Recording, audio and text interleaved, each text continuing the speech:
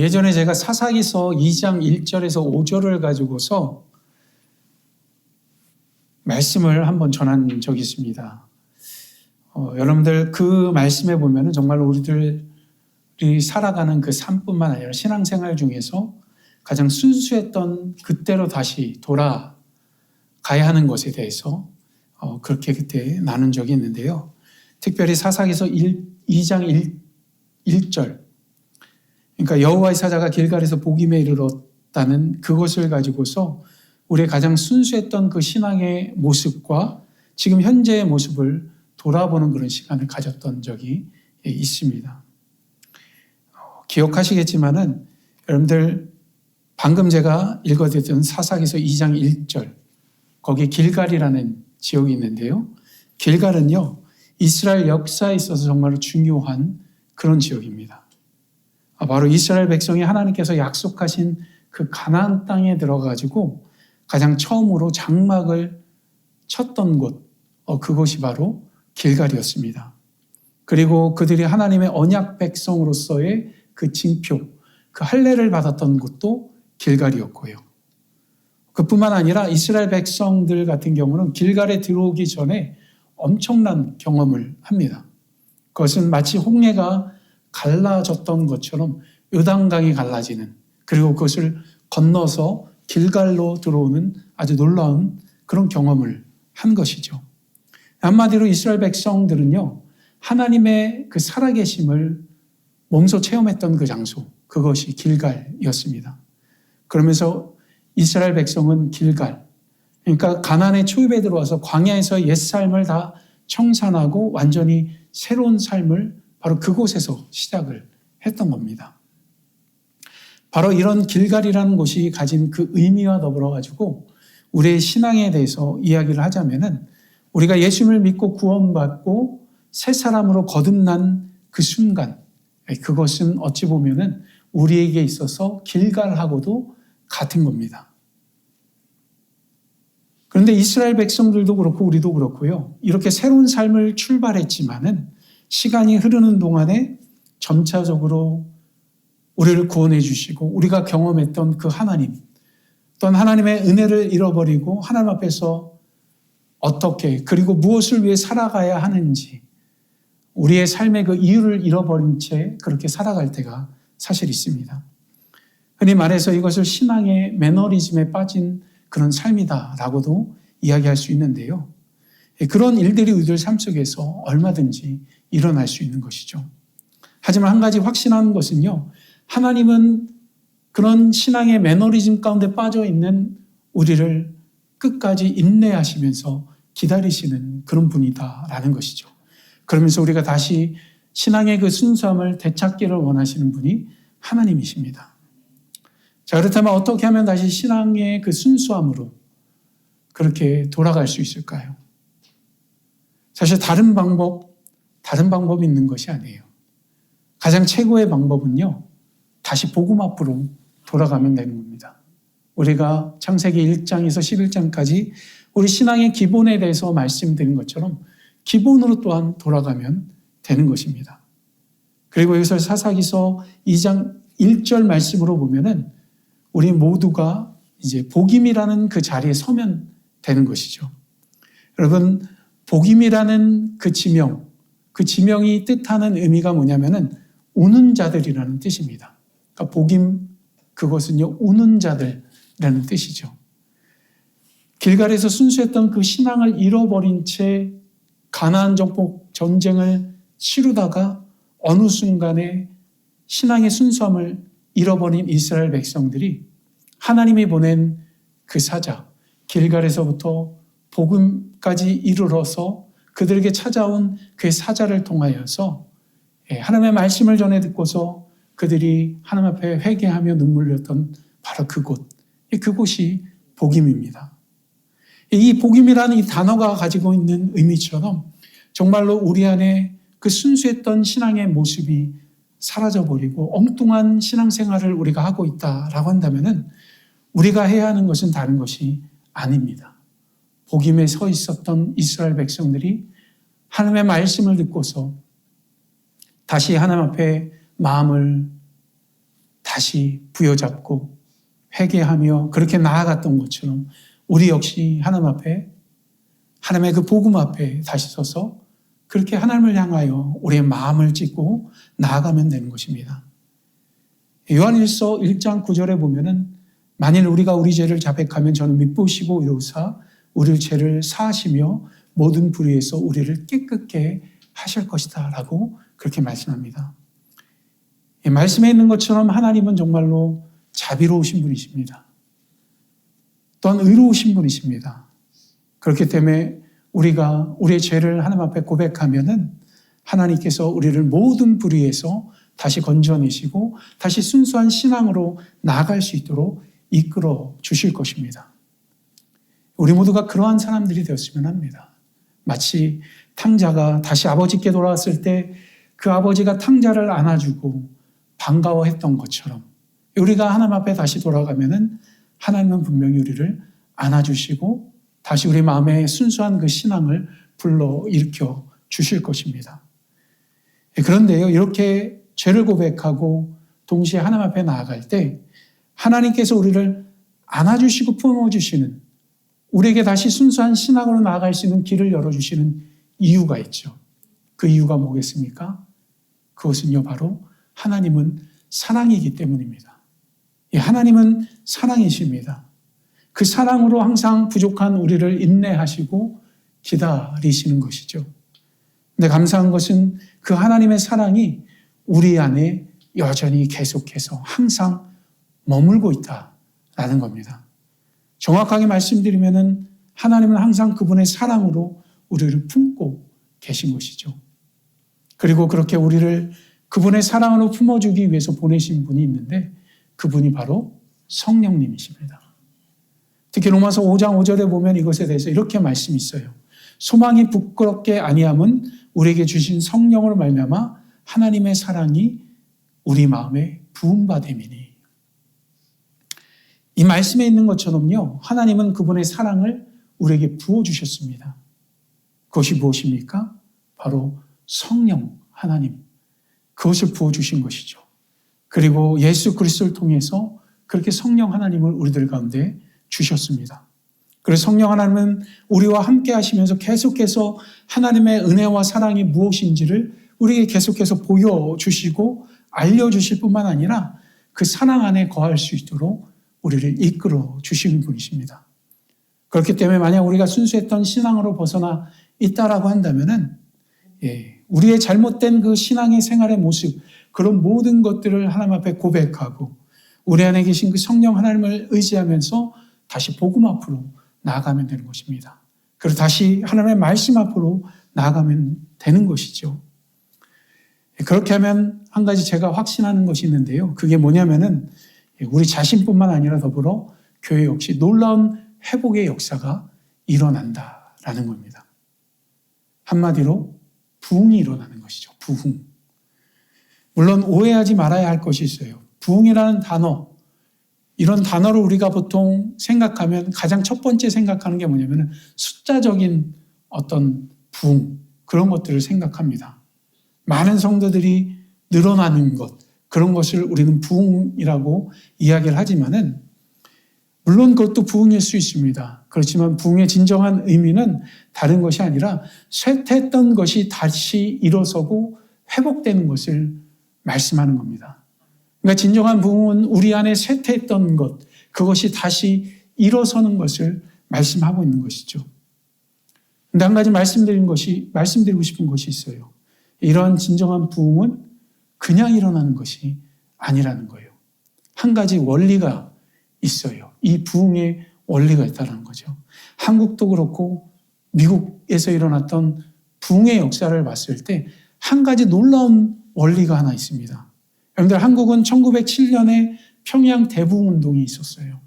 그리고 미국에는 우리가 잘 아는 것처럼 1차, 2차 영적 대각성 운동이 있었고요. 그리고 이런 부흥의 역사를 우리가 잘 살펴보면 한 가지 공통점이 있는데 그게 뭐냐면은 바로 하나님을 향한 진실한 회개가 있었다는 것이죠. 그리고 다시 복음 앞으로 돌아가는 그런 일들이 그 안에 있었던 겁니다. 이것이 바로 부흥의 부흥이 일어나는 하나의 원리인 것입니다. 그리고 이 부흥과 관련해서 세계에서 가장 위대한 강해 설교가로 알려져 있는 마틴 로이드 존스 목사님이 부흥이라는 책에서 부흥에 대해서 어떤 말을 했냐면은 이런 말을 했어요. 이삭은 블레셋 사람들이 파 묻어버린 아버지의 우물을 다시 파는 데부터 새로운 인생을 시작했다. 이렇게 이야기해요. 마틴 로이드 존스 이 목사님께서 진정한 부흥의 의미, 그것을 방금 말씀드린 그것을 통해서 말씀하신 거예요. 이 말씀을 잘 살펴보면요, 우리가 잘 아는 것처럼 우물에는 뭐가 있죠? 물이 있어야 돼요. 그죠? 그런데 아브라함이 파놓은 우물에 블레셋 사람들이 그들의 잡다한 쓰레기나 뭐 이런 것들을 다 거기다 집어 넣어버린 겁니다. 막아버린 거예요. 그러니까 아브라함이 파놓은 그 우물에는 더 이상 물이 나오지 않았던 것이죠. 만약 여러분이 아브라함의 아들 이삭이라고 한다면 여러분들 어떻게 하시겠습니까? 쓰레기로 온갖 잡다한 것들로 가득한 그 우물을 다시 파겠습니까? 아니면은 그냥 아버지가 파놓은 그 우물을 기념비적으로만 여러분들 가지고 있겠습니까? 바로 이삭이 한 일은요, 다른 것을 한 것이 아니에요. 창세기 26장 18절에 보면 이삭은 아브라함이 죽은 후에 블레셋이 메어놓은 우물을 분명히 다시 팠다라고 이야기를 합니다. 예, 그리고 그 우물의 이름도 아브라함이 불렀던 그대로 또 불렀다라고 이야기를 하는 것이죠. 다시 파서 그대로 보존한 것, 그것이 부흥하고도 같은 것입니다. 아까 말씀드렸죠. 부흥은 뭐라고요? 쇠퇴했던 것이 다시 일어서고 회복하는 것입니다. 쇠퇴했던, 막혔던 그 우물을 다시 파내고 그 우물에 다시 물이 들어오게 하는 것, 그것이 부흥인 것이죠. 우리 안에 이런 일들이 분명히 일어나야 할 줄 믿습니다. 정말로 우리 안에 쇠퇴했던 것이 있다라고 한다면 그것을 다시 일으켜 세우고 회복하는 놀라운 은혜의 역사가 분명히 있어야 할 줄 믿습니다. 그럴 때 이 교회 안에 다시 부흥이 일어나게 되고, 정말 이 교회는 하나님의 그 복음 위에서 하나님께서 세우신 그 목적대로 나아가는 그런 교회가 될 줄 분명히 믿습니다. 더 나아가서 우리 교회가 다시 복음 앞으로 나아가서 부흥되는 놀라운 은혜의 그 경험들, 그런 것들이 우리 안에 다시 경험되어질 줄 또 믿습니다. 자, 그렇다면요, 지금 우리가 다시 복음 앞으로 이제 나아가야 하는데요, 그렇게 우리 모두가 나아가야 하는 그 복음이라는 것이 여러분들 무엇이죠? 여러분들 복음이 무엇입니까? 영어로는 good news, gospel 이렇게 이야기하는데 여러분들 복음이 무엇이죠? good news라는 그 단어로 치면은 말 그대로 좋은 소식이죠. 좋은 소식. 복된 소식, 좋은 소식, 그것을 의미하는 것이 복음입니다. 자, 그럼 한번 우리의 일상에서 듣게 되는 복된 소식과 좋은 소식, 그것이 우리에게 어떤 역할을 또 하는지 한번 생각해 봤으면 합니다. 누군가 여러분들에게 좋은 소식을 알려줬어요. 복된 소식을 알려줬어요. 우리 박재호 집사님께서 이제 더 이상 브라질에 안 가셔도 된대요. 이제 여기에 계속 계셔도 된대요. 그 이야기를 우리가 지난주에 들었는데 그때 여러분들 우리 마음이 어땠죠?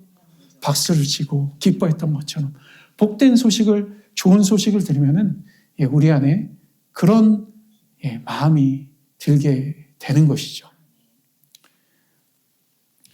복된 소식, 좋은 소식은 우리 마음의 걱정과 염려를 가져다주는 소식이 결코 아닙니다. 우리에게 기쁨과 아주 마음에 아주 좋은 그런 행복, 그런 것들을 가져다 주는 것이 바로 복된 소식, 좋은 소식이다라는 것이죠. 자, 그렇다고 한다면 우리에게 있어서 이 복음, 복된 소식, 좋은 소식은 무엇일까요? 우리 그리스도인에게 있어서요. 그것은 다른 것이 아니라 복음이라는 것 그 자체는 바로 예수 그리스도 그분 자체를 의미하는 것입니다. 복음은 예수 그리스도예요. 다른 것이 아니에요. 예수 그리스도 그분이 바로 이 세상에서 가장 복된 소식이고 좋은 소식인 것입니다. 근데 이 세상에 이 예수 그리스도를 전하면은 그것을 기뻐하는 사람들이 많을까요? 싫어하는 사람들이 많을까요? 안타깝게도 박수치며 좋아하는 사람보다는 화내고 따지는 사람들이 많다라는 것이죠. 그렇지만은 분명히 우리에게 있어서는 기쁘고 좋은 소식인 줄 믿습니다. 자, 그렇다면 성경에서 말하는 복음 그 자체이신 예수 그리스도께서 우리에게 어떤 기쁨, 그것을 주었는지 한번 그것을 우리가 생각해 보면 성경에서 말씀하는 먼저 우리의 처지를 우리가 먼저 생각해 봐야 합니다. 우선 로마서 3장 23절에 보면 모든 사람이 죄를 범하였음에 하나님의 영광에 이르지 못하더니라고 말씀합니다. 이 말씀은 우리가 예수님을 믿기 이전에 처해 있던 우리의 모습을 이야기하는 것이죠. 특히 예수님을 믿기 전에 실제로 우리는 이 로마서 3장 23절 이 말씀에 있는 것처럼 우리 모두가 하나님 보시기에 죄인이었기 때문에 하나님의 그 거룩하심 앞에 나아갈 수 있는 그런 존재가 아니었습니다. 특히 우리 모두는요, 1차적으로 근본적으로 정말로 아담과 하와의 그 범죄함으로 인해서 하나님과의 그 깨어진 그 관계 속에 살았던 사람들이죠. 그리고 그렇게 하나님과 깨어진 그 관계 속에 살면서 여전히 인간은 계속해서 하나님 앞에서 내 마음대로 내 뜻대로 살아가면서 죄를 지어오면서 살았습니다. 그렇기 때문에 더욱더 하나님의 그 거룩함 앞으로 나아갈 수 없었던 것이죠.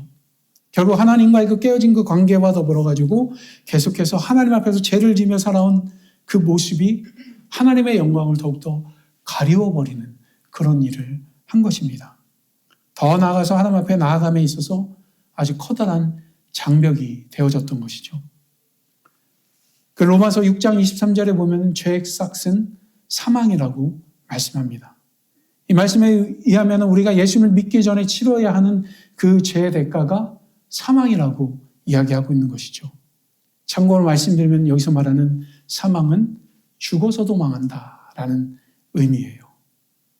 하지만 예수님을 믿음으로 말미암아서 우리 모두가 이렇게 죽어서도 망하는 그 죄의 대가를 면하게 되었다라는 것이죠. 이 모든 것이 무엇으로 인한 것입니까? 바로 예수 그리스도의 십자가의 은혜로 인한 것입니다. 자, 그러면 우리의 인생에 있어서 가장 큰 절망과 슬픔이 있는데요. 그것이 무엇일까요? 우리 모두에게 있어서 공통적으로 우리가 가지고 있는 가장 큰 절망과 슬픔. 아주 냉정하게 말씀드리면 그것은 죽음입니다. 죽음. 그런데 앞서 말씀드린 것처럼 인간이 치러야 하는 그 죄에 대한 대가는 사망. 그러니까 죽어서도 망하는 것이죠. 죽음이라는 것 자체가 인간에게 있어서 가장 큰 절망과 슬픔인데 죽어서도 다시 한번 그 절망과 슬픔에 빠져야 한다는 그 현실. 그것은 바로 구원받지 못한 자들에게 닥쳐올 현실이다라는 것입니다. 물론 이 사망이라는 단어는 죽음이라는 단어를 한자로 표현하는 거예요. 근데 실제로 요한계시록 21장 8절에 보면은 예수를 믿지 않는 한 사람의 인생에 대해서 육신의 죽음과 더불어서 마지막 심판의 날에 받게 된 두 번째 죽음에 대한 말씀이 기록되어져 있습니다. 그 말씀에 보면요.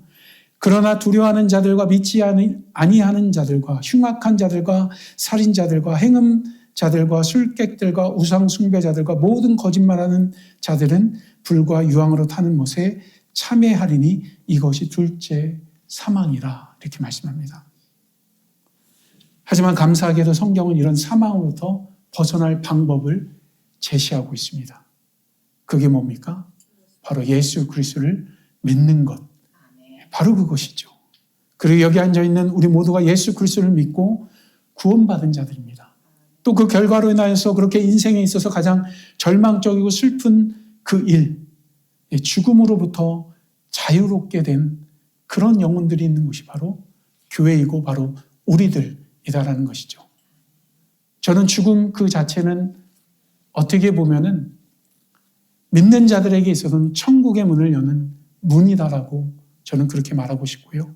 믿지 않는 자들에게 있어서는 지옥으로 들어가는 문이다라고 그렇게 말하고 싶습니다.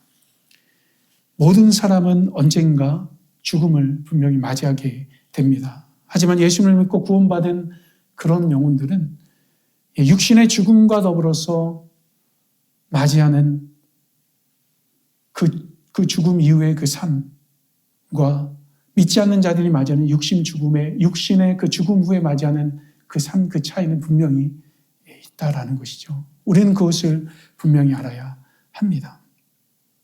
그리고 무엇보다도 우리에게 있어서 죽음 그 자체는 천국에 가는 것뿐만 아니라 하나님의 영광 가운데 이르게 되는 그런 놀라운 은혜 그 자체라는 것을 우리는 알아야 하는 것이죠. 바로 예수 믿는 자들에게만 주어진 귀한 특권, 이것이 바로 복음인 것이죠. 그래서 우리에게 있어서는 복음 그 자체는 정말로 기쁜 소식이고 또 행복한 소식인 것입니다. 그렇습니다. 바로 이렇게 죽어서도 망하는 그런 처지에 놓여 있었던 우리에게 하나님께서 그의 독생자 예수 그리스도를 보내주신 것, 그 자체는 구원과 용서의 손을 내밀어 주신 것하고 같은 것입니다. 그래서 제가 가끔씩 예수 그리스도를 용서의 손으로 비유해서 말씀드리는데 그것이 바로 우리에게 복된 소식, 복음인 것이죠. 우리는 그 복음을 듣고 구원받은 그런 사람들입니다. 오늘 말씀 16절에 보면은 우리가 너무나 잘 아는 말씀이죠.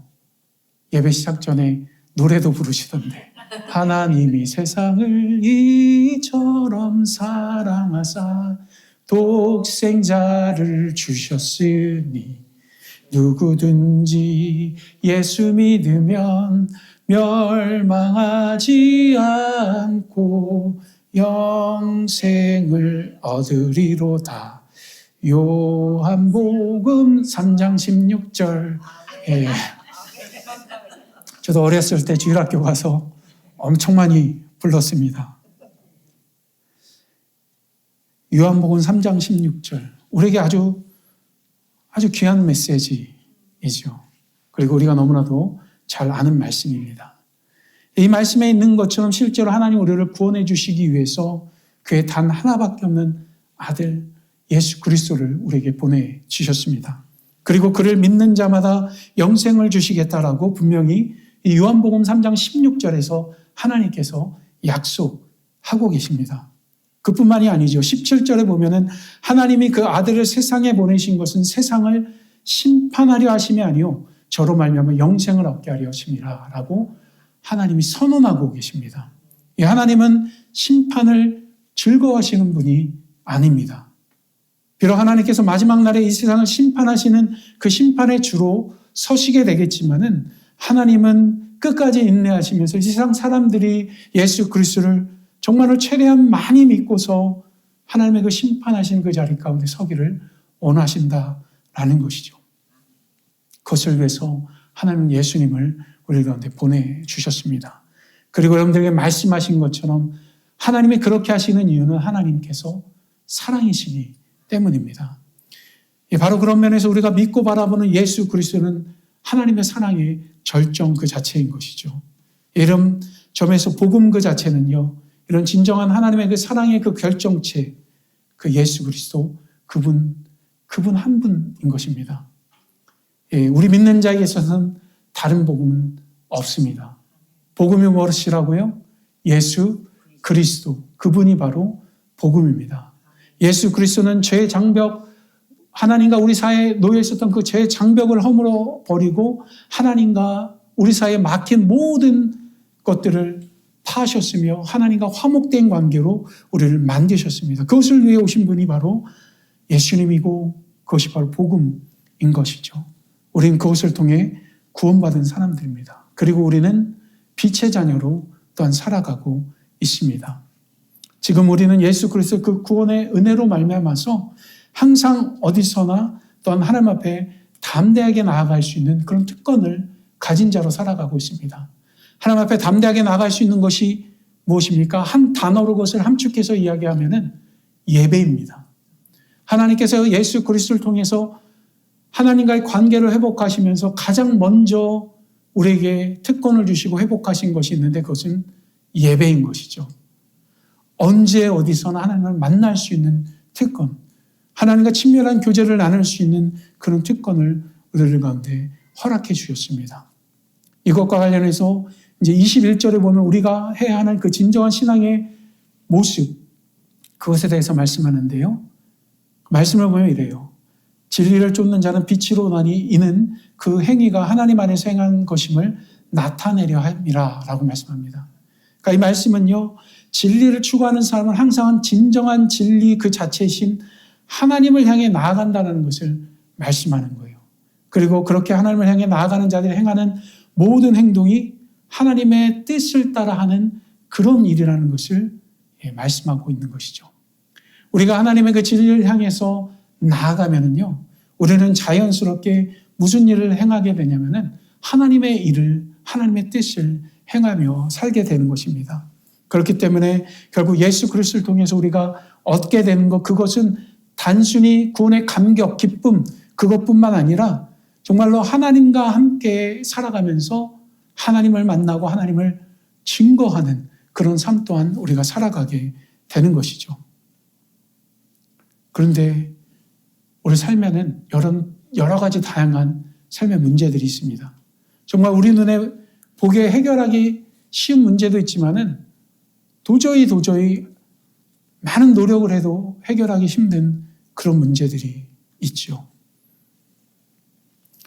제가 대학교 다닐 적에 이러한 삶의 문제를 해결하는 그 방법에 대해서 제가 자라온 교회 사모님께서 성경 공부 시간에 알려주신 것이 있어요. 요즘에도 아주 자주 저에게 카톡으로 이제 본인의 인사이트, 하나님 앞에 말씀 묵상하고 하면서 얻은 것들 저한테도 보내주실 때가 많이 있는데, 그렇게 대학교 다닐 때에 삶의 문제를 해결하는 그 방법에 대해서 이 사모님이 뭐라고 자주 말씀하셨냐면은 이렇게 말씀하셨어요. 우리들 삶 속에 많은 문제들이 있는데 하나님께서 그 모든 일에 대해 교통정리를 해주실 것이다. 우리가 해야 될 일은 그 하나님을 의지하고 바라보면 되는 것이다 라는 거였어요. 그래서 우리가 가장 우선순위 해야 하는 것, 방금 말씀드린 것처럼 어려움 속에서 뭘 해야 됩니까? 하나님을 바라봐야 합니다. 하나님을 바라볼 때에 그때 성령 하나님께서 우리에게 지혜를 주시는 거예요.